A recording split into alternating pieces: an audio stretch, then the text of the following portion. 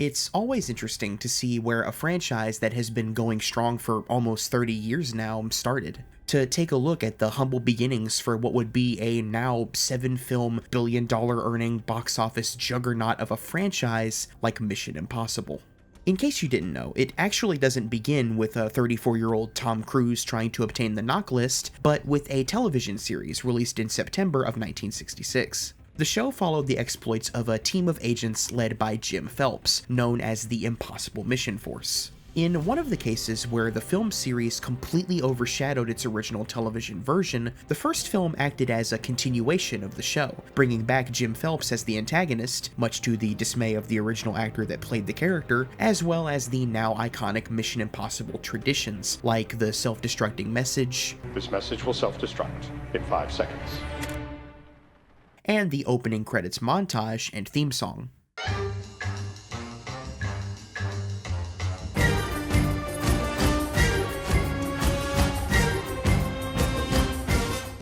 That first film was directed by Brian De Palma, and sits in a pretty strange reality for the series, one that both lays the groundwork for, yet is at the same time stylistically distinct from the sequels that would follow. And I don't just mean some of this outdated technology either. There's a unique combination of noir and crime thriller elements evocative of previous works by De Palma, with the big suspenseful action set pieces included at the insistence of star and producer Tom Cruise.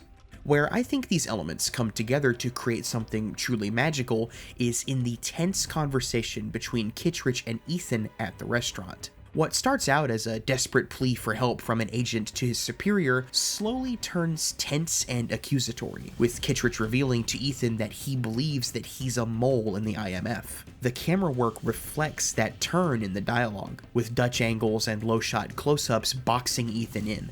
We're put in our lead character's head, and this is all the work of a master craftsman like De Palma. Then, like the wick slowly burning to its end in the title sequence, we get an explosion. 16-ton water tanks were detonated, with much concern over safety as shards of glass would be sent flying around. A big set piece with a considerable amount of danger in its execution? Yeah, that was Tom Cruise's idea.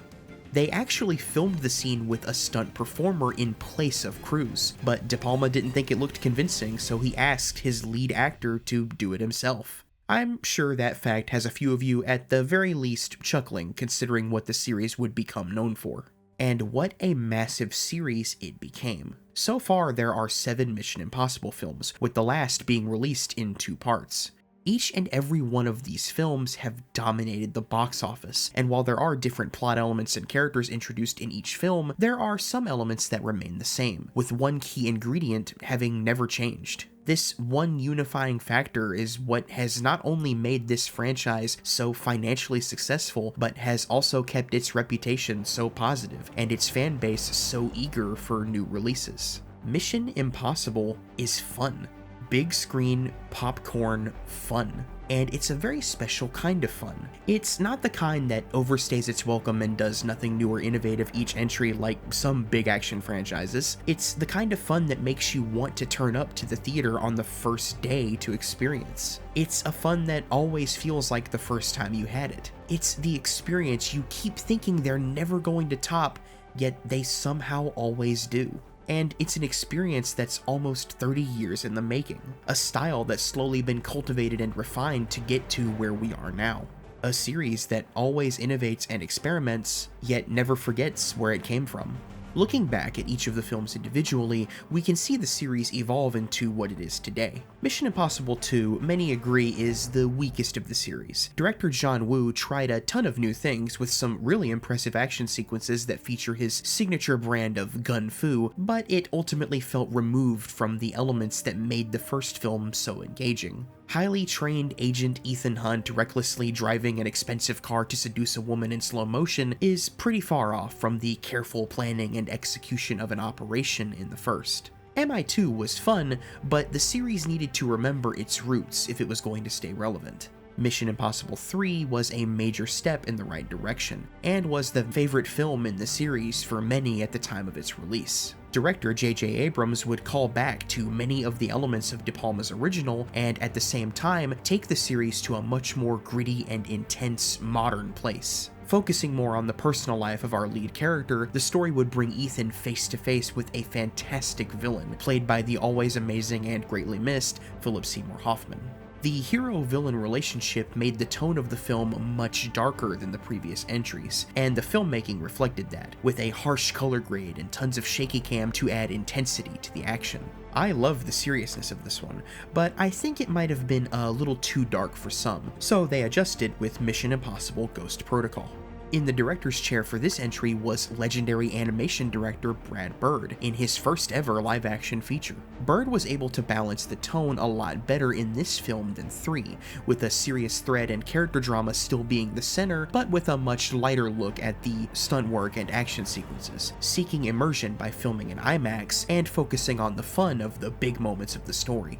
This entry brought back the now trademark lightheartedness of the espionage sequences, with little bits of comedy to add levity to the more intense set pieces. Unfortunately, the trade-off for that lighter tone led to a step down in the antagonist department, with Ethan and his team being the focus, with really no relationship to the pretty forgettable villain. It was after Ghost Protocol that the Mission Impossible series would complete its evolution into what we know it as today. Christopher McQuarrie is now pretty much the official writer and director of the series, with his films Rogue Nation and Fallout finally finding that perfect balance of lighthearted fun and serious character drama, with the two films not only having some of the most breathtaking stunt work and action scenes this series or any series has ever seen, but finally giving us a great villain again, portrayed by the extremely underrated Sean Harris, with Fallout even having a badass secondary villain played by the unbelievably intimidating when mustachioed Henry Cavill. I've gone through the series pretty quickly here, but that's because I really want to focus on the common narrative and stylistic elements that make Mission Impossible what it is, the first being Ethan Hunt. Ethan is such an easy protagonist to attach to because of his strong beliefs. His ideals are both what define him and inform the choices he makes when confronted with a difficult decision. In a series with such a heavy focus on betrayal, corruption, and shady figures in power, it's our lead character that morally grounds the story. Ethan Hunt believes strongly in doing the right thing for the world at large, no matter what it may cost him. He has no problem going against the very agency and country that he swore to serve if he feels that they're heading down the wrong path. It's also made very clear that Ethan values the lives of his friends over his own, and will do whatever he has to do to save the individual.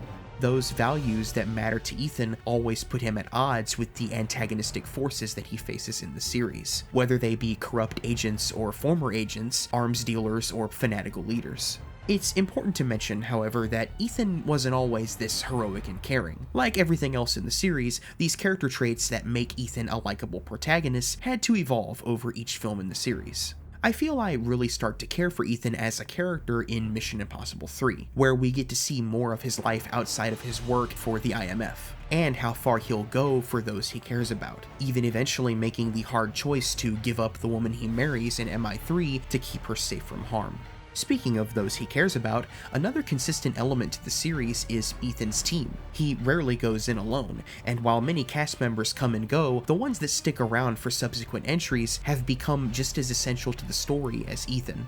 The only other actor that has appeared in every single Mission Impossible film besides Cruise is Ving Rhames. His character, Luther, is one of the most lovable characters in the series, forming a special connection with Ethan. He's not only an invaluable member to the team with his hacking skills, but being Ethan's closest friend, he can get through to him when his emotions get the best of him. Even his small appearance at the end of Ghost Protocol makes it clear it's not a Mission Impossible film without Luther. Right behind Ving Rhames, Simon Pegg has appeared in every single film since MI3 as Benji, and has had a significant amount of growth to him, starting out as a comedic relief desk guy and ending up as a fully capable field operative. Being Simon Pegg, he provides some levity to the more intense scenes, but also never fails to play it straight emotionally when the moment calls for it. There are many other team members to talk about, but without going through each and every single one of them, the best are given their own arcs to complete by the end of each film. Not every single character stands out as much as those that return for more entries, but you'd be surprised by characters that only appear in one of the films that still have compelling contained stories. While not an IMF agent, Rebecca Ferguson's character Ilsa has appeared in every entry since Rogue Nation, both fighting with and against Ethan and his team, making her one of the more compelling characters outside of the IMF. The agents themselves are a compelling enough reason for audiences to come back for each entry, but it's not character alone that makes these films shoot to the top of the box office. Mission Impossible is an action franchise with expertly choreographed fights and shootouts. However, while the gunfights and fistfights of Mission Impossible are tons of fun to watch and are some of the best you'll see in a mainstream theater, I love the bathroom fight in Fallout, it's not hand-to-hand combat and sharpshooting that makes MI stand out. There are many major action releases that do similar sequences, and in the case of something like John Wick, do it much better than MI. While it may be slightly behind other franchises in these areas, there's one area where most agree that Mission Impossible stands uncontested. The IMF stands for Impossible Mission Force, but if every film ends with that mission being accomplished, how do you make these missions feel impossible? It can't only be solved by killing the villain because we've seen that everywhere. Where Mission Impossible's action stands out is in its motivations. The set pieces that everybody remembers aren't close quarters combat or long-range shootouts. The plots always revolve around the team having to disarm a device, steal a MacGuffin, or infiltrate a highly secure facility.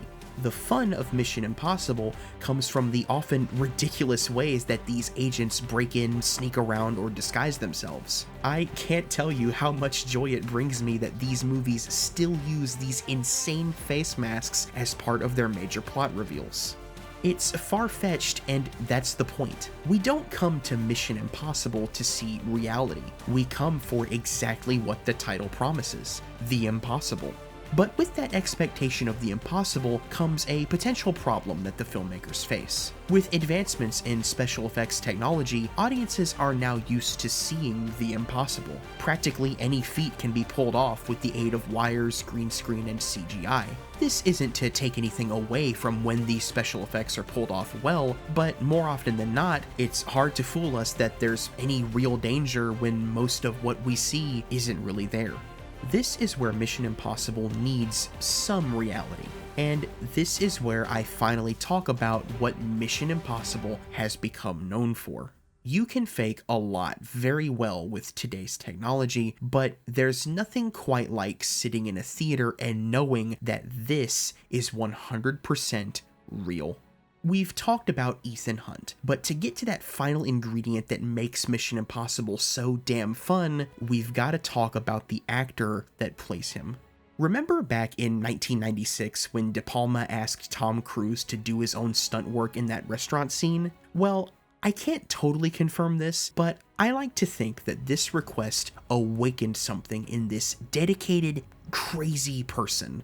I really wish I was joking about the crazy part. Devotion to certain unhinged groups aside, it cannot be denied that Tom Cruise really gives a shit about delivering the most thrilling theater experience possible. His role as both the star and major producer of the series allows him the freedom to continually one-up himself. It's become a cultural event to show up to one of these movies just to see what the hell Cruise is gonna do next. The Mission Impossible stunts have already become the stuff of legend and have solidified Cruise as one of the all-time biggest action stars of his era. The careful planning that has to go into these moments for them to be pulled off just right is well documented, but it really does something to the movie-going experience to know that really is Tom Cruise jumping out of that plane, flying that helicopter, and running across the fucking Burj Khalifa.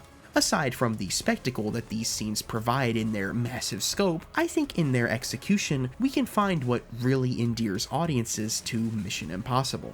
What's cool to me about the planning of these big sequences is that in that planning, Cruise and the team have factored in the human element. IMF agents like Ethan Hunt are highly skilled, trained to pull off feats like this because it's what is required of them for the greater good, but they are still people.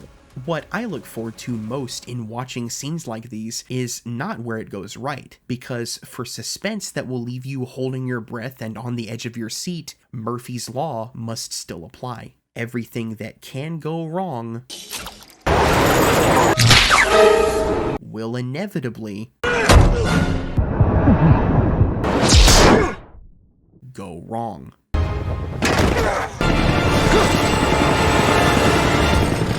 Your line's not long enough! No shit! Despite this, Ethan, Luther, Benji, and whatever other cast joins them will somehow find a way to accomplish their mission. That spirit of just barely pulling off the seemingly impossible was established all the way back in the first film, and the most compelling elements of that film have made their way into each subsequent entry. It's a series that both never forgets its past, but always finds ways to innovate in order to keep itself always feeling fresh and new. That brings us to Mission Impossible Dead Reckoning Part 1. I won't spoil anything that isn't shown in trailers or other promotional material released here, but if you want to go in completely blind, I recommend skipping this small segment of the video. It's nice to have my faith in this franchise always delivering so consistently rewarded. Dead Reckoning Part 1 is not only a reminder of just how good mainstream action films can be at their best, but it's the most reminiscent in style of the very first of the series. As big as the action is here, there's a heavy focus on who you can trust and rely on. Without giving away anything, the antagonist of this film is incredibly unique to the series, and the massive scale of the threat puts our heroes at odds with practically everyone but their small team. The cinematography reflects that uneasiness the characters feel in this unfamiliar territory, with a dialogue scene occurring between Ethan and a returning Kittredge that is a direct call back to the original. Speaking of callbacks, the finale of the first Mission Impossible takes place on a speeding train. Then, the filmmakers embraced the new technology of the time and used special effects that admittedly are pretty dated to deliver a still effective, thrilling sequence. In Dead Reckoning, almost in direct response to how the original was made, they built a very real train that the actors actually fought on top of. It's a testament to the philosophy that this series has had since the beginning. Take a look at what every other major release is doing and do it bigger and better. Releasing the latest film in 2 parts just makes sense for the filmmakers at this point. They know that we'll be there for both no matter what, because Mission Impossible is just so much fun.